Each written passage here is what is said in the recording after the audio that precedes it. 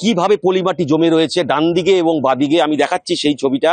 এবং জিনিসপত্র, আসবাবপত্র কিভাবে ছড়িয়ে ছিটিয়ে রয়েছে, কতটা ক্ষতিগ্রস্ত হয়েছে এই বাড়ি, তুমি দেখতে পাচ্ছ সেই ছবি।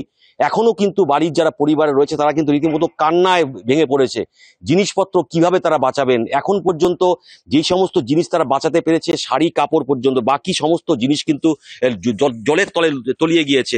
একটু কথা বলবো চেষ্টা করো মাসিমা, কি পরিস্থিতি এখন বাড়ির? না, শাড়ি কাপড় বাঁচাতে পারিনি, কিছু বাঁচাতে না। পারেনি? আলমারি, দুইটা আলমারি ভর্তি একদম ভিজে, সব শেষ। সোনা দানা জিনিসপত্র সব চলে গিয়েছে। সোনা দানা কিছুটা গেছে, কিছুটা আছে, কিন্তু বেশিরভাগ চলে গেছে।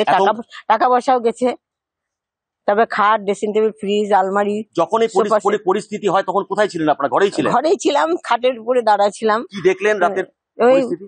হঠাৎ করে জল ঢুকলো, আমার ছেলে দরজা খুলতে গেলে আমরা বেরোবো বলে, কিন্তু হুড় হুড় করে জল ঢুকছে বলে আর বেরোতে পারলাম না।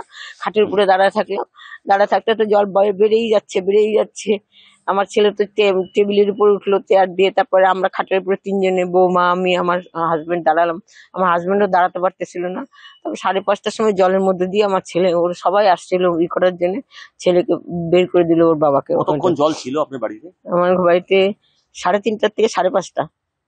9 ফিট জল ছিল? না, 9 ফিট জল ছিল। আর জল মানে বেড়ে যাচ্ছে ধু ধু করে, কিন্তু কমার সময় একটু একটু একটু করে কমছে। সবকিছুই চলে গিয়েছে এই মুহূর্তে। ডাক্তারের কিছু চিকিৎসার জিনিসপত্র রয়েছে, কাগজপত্র রয়েছে, ওনার স্বামীর হাজবেন্ডের কিছু কাগজপত্র রয়েছে, মানে যেগুলো গুরুত্বপূর্ণ নথি, সেগুলো কিন্তু খোঁজার চেষ্টা করছে এই বাড়ির কর্ত্রী যে রয়েছে। একমাত্র এগুলোই বেঁচে রয়েছে, কিন্তু ভেজা অবস্থায় রয়েছে। এই পলি মাটি পরিষ্কার করতে প্রায় বেশ কয়েকদিন লাগবে বলে জানানো হচ্ছে, এবং তারপরে কিন্তু স্বাভাবিকভাবে তার জীবনে ফিরে আসবে। এবং ঘরে থাকার মতো পরিস্থিতি কিন্তু এখন নেই। এই বাড়িতে যে কজন রয়েছে পরিবারে, সবাই কিন্তু অন্যত্র চলে গিয়েছে। এই রাতের অন্ধকারে তারা অন্য বাড়িতে থাকছেন। সকালে এসে কিছুটা জিনিস যদি বাঁচানো যায় তার চেষ্টা চালাচ্ছেন বাড়ির পরিবারের সদস্যরা।